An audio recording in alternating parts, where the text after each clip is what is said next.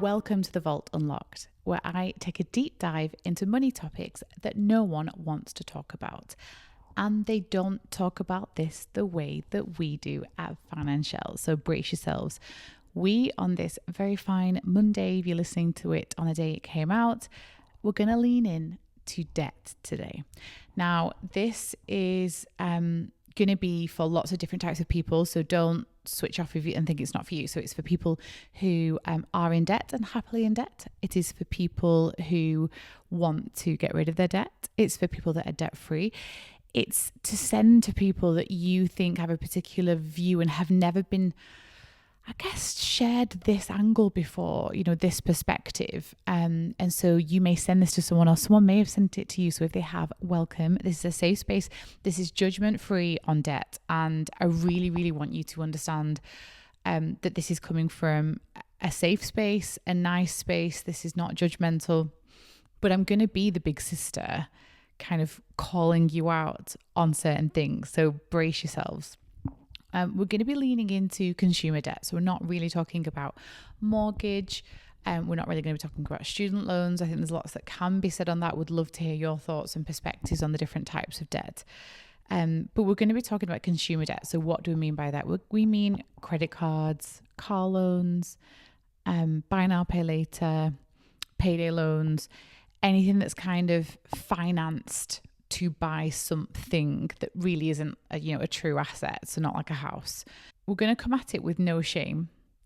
We live in a society that throws debt at us, doesn't it? I mean, every single corner of a billboard, every single checkout, every single ad on social usually has some kind of finance connected with it, something that can remove the friction or the hesitation of you thinking you want to buy something. I mean, consumerism has absolutely gone mental. We all know that.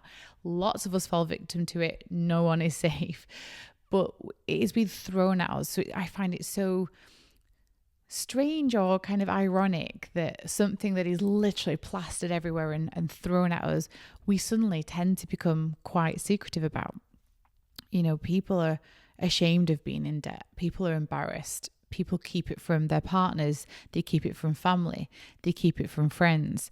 We're probably more likely to share much more intimate things than how much debt we have. And I think that just is just helps to show how, worried we are as a society about our debt. And this is where we want to create this safe space. Because I feel like, if I'm honest, I don't think people tell you like it is when it comes to debt. But I am prepared to be that person telling you like it is because I believe it's for your best interests. I think your financial well-being will benefit from it. And I think it's ultimately how you're going to build wealth. Like I said, and this is because facts and figures have shown us this and, my own personal experience. Now, if we think about how debt makes us feel at first, it can make us feel liberated. It can give us access to that thing that we want without having to pay for it up front, or without having to find the money, or without having to worry that it doesn't derail our other financial goals. It seems too good to be true, doesn't it? That you could just have something immediately and not have to pay for it. And it's only when you step back and think of it like that you think, oh, wow, like it does feel like magic that literally I can say, I would like this phone. I don't have the money for that phone. Let me borrow. Oh, look, I've got the phone. And I think you can understand how children really don't really grasp that you have to save up for things and that you can't just get everything you want from the shop, because actually, even as adults, we are living out that dream of anything you want, you can have it. Whereas, decades ago, this kind of wasn't available, that easy finance. You used to have to save up in advance for something and pay for it. Over time, though, that initial feeling of freedom can really start to weigh you down. Physically weigh you down. It can really play on your mind. It can play on your anxiety. And you're kind of carrying that decision, the weight of that decision around with you.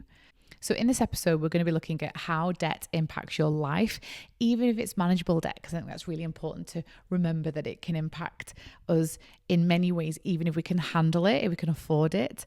But we're also going to be looking at strategies to break free from it. And I think it's really important that if you are someone struggling right now with debt, and there's a kind of a spectrum of this, isn't there? There's kind of like manageable little payments here and there, or let me have a little learn about what I should and shouldn't be doing.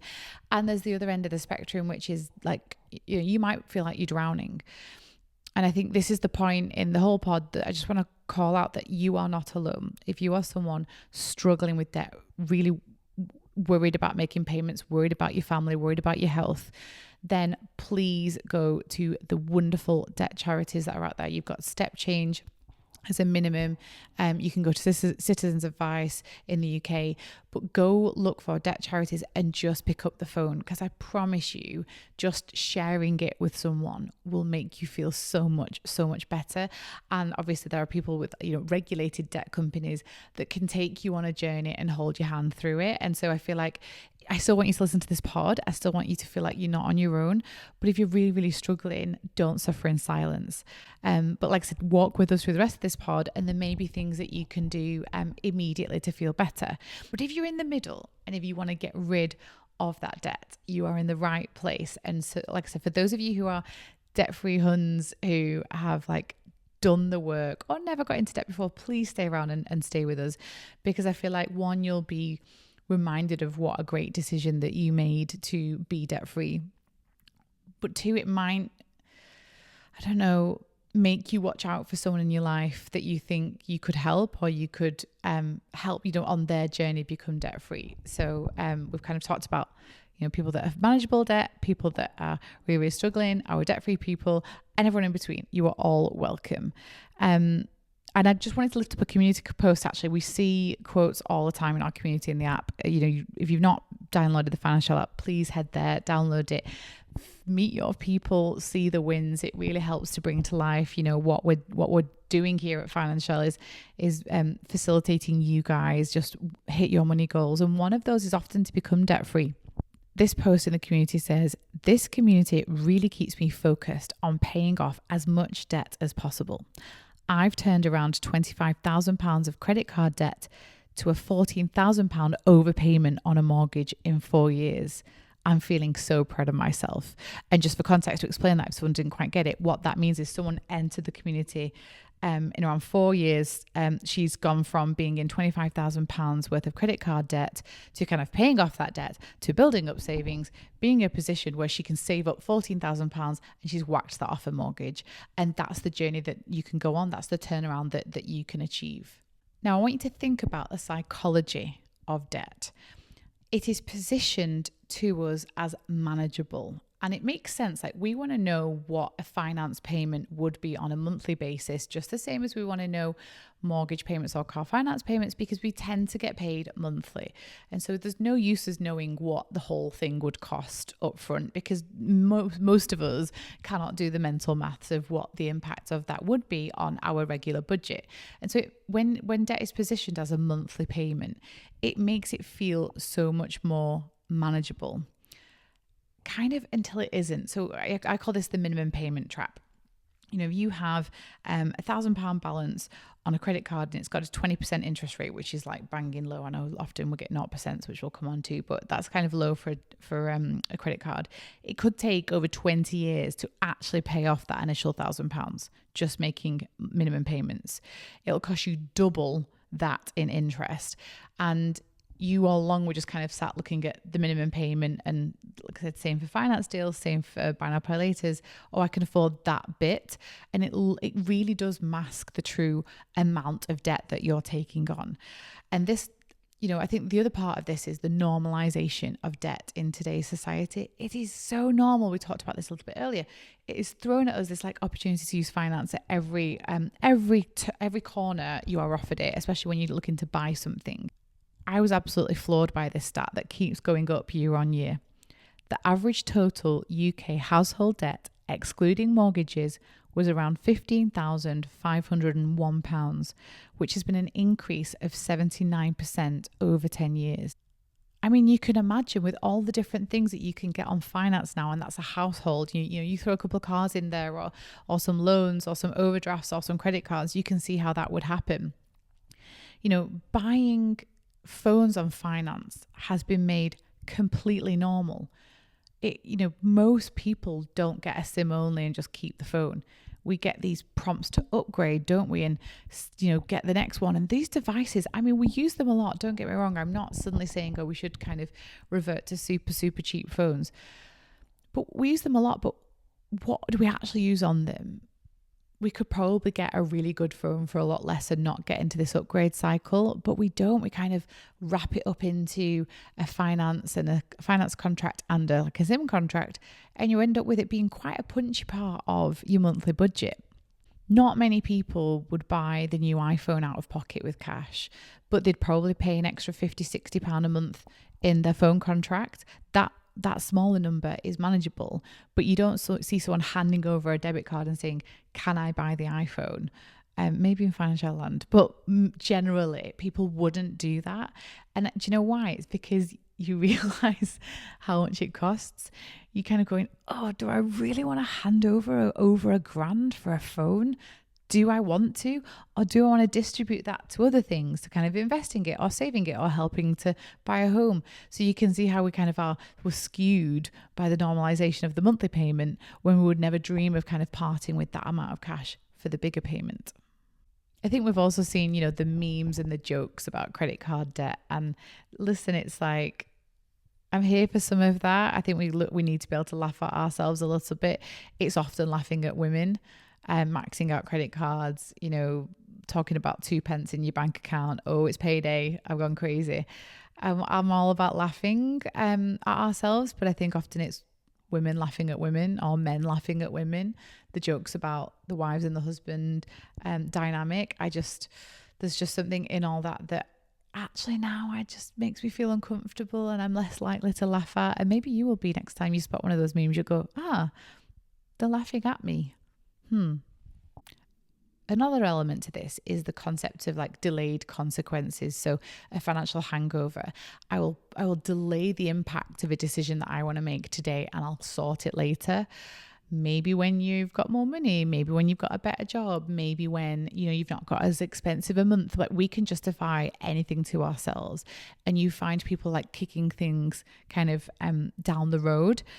I think it's probably a good moment to have a call out to say that we are talking more about consumerism and impulsive spending here. Some people are in such dire straits financially that they have to make a decision to put something on a card to buy themselves time, and they've no choice but to sort it out later. And so we're definitely leaning into the impulsive spending decisions rather than the emergency, I have no option decisions. And it's really important to remember that, because this is where we're targeting this energy today. This is not being targeted towards the people that do not have a choice. They've got kind of enough on their plate without having my finger pointing at them. It's those of us that are just overspending and we're kicking something down the line and we'll justify anything to ourselves. But, next year's you or summer's you will not be happy with your decision that you made over Christmas or over New Year's, or impulsively like kind of getting a holiday or whatever it is, to have later you deal with those consequences. Finance is a slippery slope. We've talked about how buy now, pay later is a gateway drug for lots of, young people nowadays to the world of credit. For millennial generation, it was absolutely 0% credit card. And please do message in and tell me if this is how you got into debt. Did, the mighty Martin Lewis promote on his website some 0% cards that if you're a savvy switcher, you could do this and you could do that. But absolutely, he gave the right caveats. He told you to make sure you pay it off in full. He told you to diarize for the end of the periods. But we're human. Like, we don't remember that kind of thing. We're busy. We're like living our best life. We've got things to do. We've got kids to look after. And then it can start out early with, a student overdraft or these 0% credit cards or a little overdraft or a buy now, pay later. And later it ends up being 2 cars on finance and sofas on finance and, extension loan and just loads of different things. And you can see how it can start small, but build into a huge cycle of debt. I got another quote actually in the community. Someone said, I spent my 20s relying on credit cards. And even though I earned a good salary, I never used to pay the full balance off each month. Big lesson learned after finding out how much I ended up paying in interest over the course of a year. I've now paid off a 5-figure credit card debt, bought a house, built an emergency fund, and I'm now 1 year debt free. And that's the kind of light bulb moment, I guess, that people can have when they're suddenly kind of facing the reality of decisions that they'd made here and there, the impact of them, what they've built up to become. And then like what they then did about it. There are so many success stories of people who've come to this realization. And I think, so far we really, really have looked at how it's sold to us, the impact of it. And we've got a little bit more to do on impact, but I think you can understand how someone goes, I've absolutely had it. I am not doing this anymore. I'm not being a slave to debt. I'm not going to use it. And then it's kind of like a big turning point for them in their financial lives. At Financial, we always like to say debt isn't evil, but it absolutely keeps you from your goals. The big reason for this is it steals from your income. If you think about your financial budget and you have all your expenses, when you have monthly payments going out to all these different finance companies, that is reducing the amount of your income that you can use to put towards your goals. Your excess is reduced. So as we know, your income minus your expenses gives you an excess, and it's the excess cash each month that you can grow and put towards your goals. If you didn't have finance payments, you would have a much bigger excess. So you can see how even if debt isn't bad, even if it's absolutely fine and it's manageable, it is stealing from your future self because it's slowing you down in your ability to absolutely hit your financial goals. Another element that people don't consider is the opportunity cost. So we've just talked about how having finance payments can slow down you hitting your goals because you've got a smaller excess, so less money to throw at your goals. One of those goals could be buying a home. Now, we have seen that 60% of millennials delay home purchases due to debt. It's not just that you want to be in your home and you want to be decorating it and you want to kind of put it on Instagram and enjoy that time. It's also the capital increases that you're missing out on because you don't own that property. Typically over time, the house market's going up, property values are going up. But if you're not in the market, you're not benefiting from that. And sometimes it can be because of a decision with consumer debt. You're stuck over here paying off debt and you'd much rather be in your own home. It's also the same about investing. Every time £100 is going to a finance payment, it could have been going into the market, being invested for, like an easy 5, 6, 7% return over time. That's the cost. The cost is the 6, 7% compounded that you could have been making on that amount of money. Instead, it's going to finance payments. So this opportunity cost is a massive one that I don't think people often sit there and consider. What else could my money be doing? Oh, if it wasn't over here, it could have been over there. I want to lean in there again at this point and kind of say, please don't blame yourself for the situation that you're in. I think you need to take accountability. We're all better people for doing that.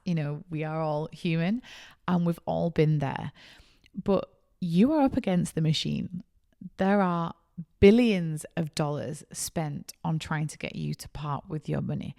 And the marketing tactics of credit card companies especially is up there with the best of them.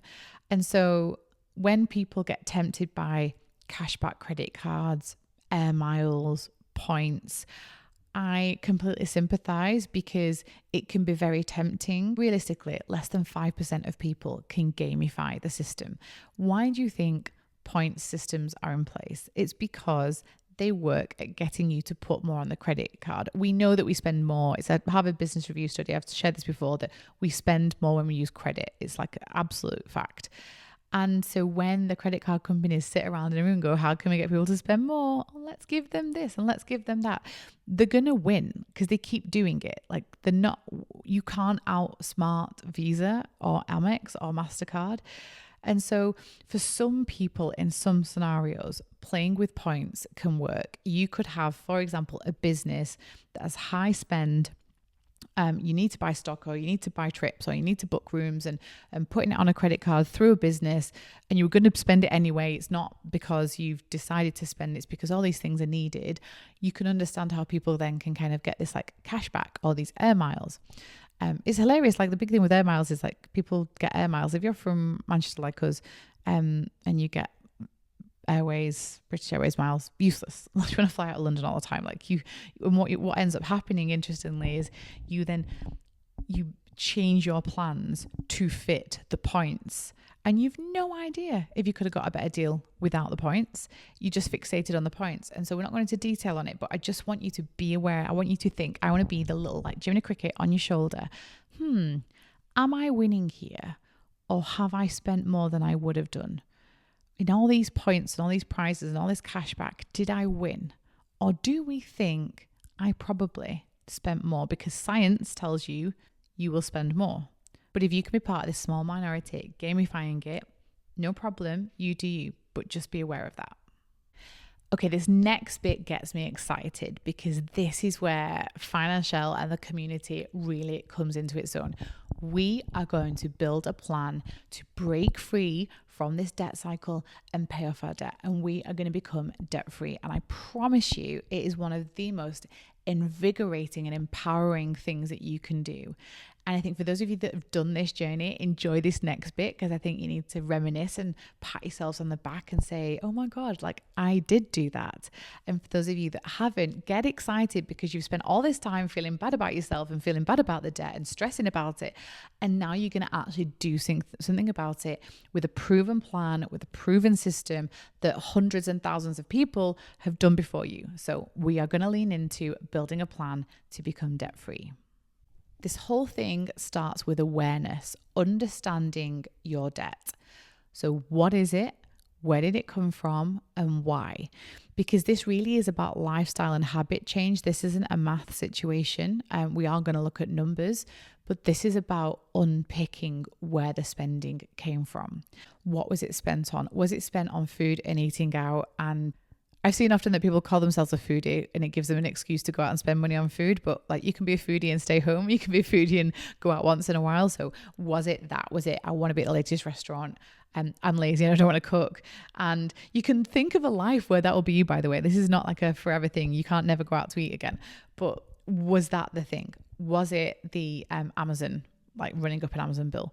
Was it a clothes and I need a new wardrobe and I need a new interiors and whatever it was, it holidays?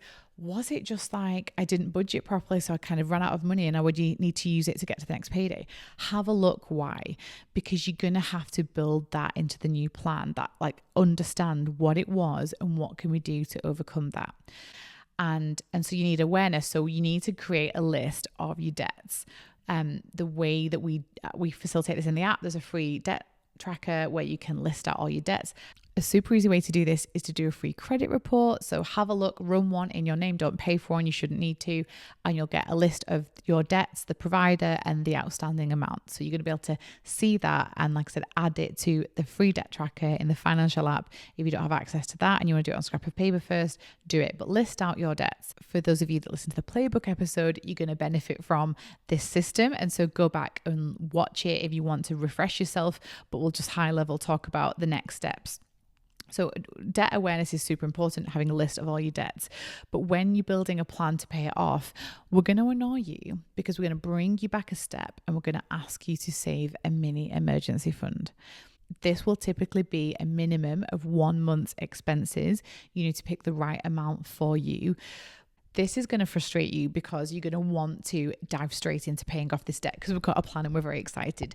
But we're going to pull you back because this mini emergency fund of a minimum of 1 month's expenses is going to be the thing that's going to protect you in that emergency scenario where you may have typically used credit before.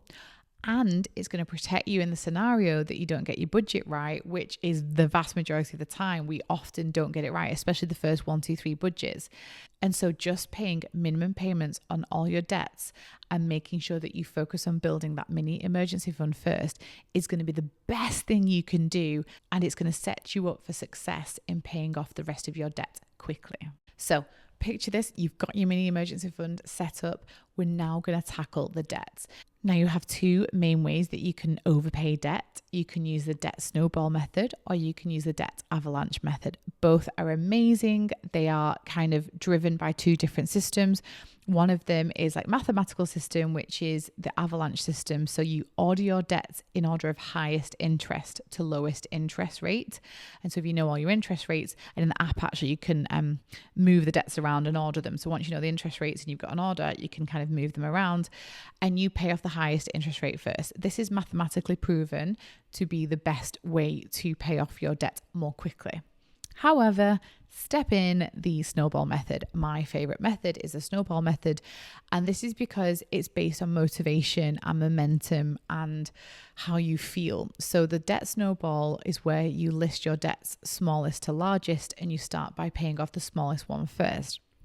And a really key thing about this is you get momentum because you get a win. You pay a small, say if your biggest debt was £50,000, but your smallest debt was £50, you're going to get a really good dopamine hit from paying off the 50 more than you are paying 50 off the 50,000, if that makes sense. And so again, in the app, you can reorder them smallest to largest. And that's my preference, but both work super, super well. Lots of success stories on both.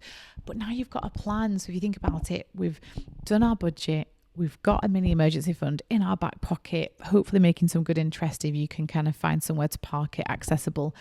And now we're going to overpay this debt. And the wonderful thing about this, and this is like what's really important with financial, is trying to do one thing at a time. Because not only did you do the emergency fund first and just paid your minimum payments on the debt, when it comes to the debts, you do one debt at a time. And honest to God, you get bloody obsessed. Say it's a Tesco credit card. Sorry, Tesco, I'm picking on you. We're going to pretend there's £1,000 Tesco credit card bill that you want gone. And honest to God, all that happens is you focus on this one debt. And so any money that you find, you want to overpay that credit card. Any tweaks you can do to your budget, reduce your takeout budget, reduce your eating out budget, cut some Netflix subscriptions, whatever you can do to get excess money, you will throw at the Tesco credit card debt because you're obsessed with it. And once you pay off that debt and you close the account and you close the credit card and you say bye, you feel awesome. And you should feel awesome because you are awesome, because you've done everything that the credit card industry does not want you to do. You have gone after that debt with a vengeance. I really benefited from the snowball method because I really needed that motivation. I was on a debt-free journey on my own and I had to kind of focus, and these little debts gave me the strength and the courage to take on the big one, which was the car loan. And honestly, my excess was bigger then because the minimum payments had gone. That's what happens with the snowball. Once you've paid off that Tesco credit card, the minimum payment that was going on there can be applied onto the next ones. And you can really see how you can build in confidence and motivation to tackle the bigger one later. Now you will work through each debt one at a time until your biggest debt goes, and then you will be debt free. And you know what? You will not owe anyone any consumer finance, and you will have an emergency fund, and you're now going to build a bigger emergency fund. And so for anything that comes up, whether it's I have an emergency tire situation, I have an emergency roof leak, I need to pay an excess, I would like to go on holiday to Dubai and enjoy some very expensive cocktails, you can save up for that and you will not need to use credit cards to fund your lifestyle. Now, I've said this like it's going to be freaking easy, and it's not. You will need a support network, especially if you are doing a debt-free journey on your own, or if you've kind of not got your partner buy-in and you're starting it on your own. Being in debt comes with so much guilt. It's such a taboo that you need to meet like-minded people just like you who are embracing this like debt-free journey. So make sure you find your people on TikTok. There's a great debt-free community growing, especially on Instagram as well. But obviously in our own community in the financial app, you'll meet other people.